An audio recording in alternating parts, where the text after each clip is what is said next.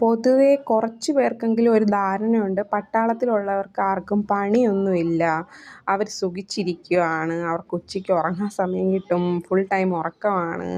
ഫുഡൊക്കെ നല്ലതാണ്. എല്ലാം ഫ്രീ ആയിട്ട് കിട്ടും. അങ്ങനെയൊന്നുമല്ല.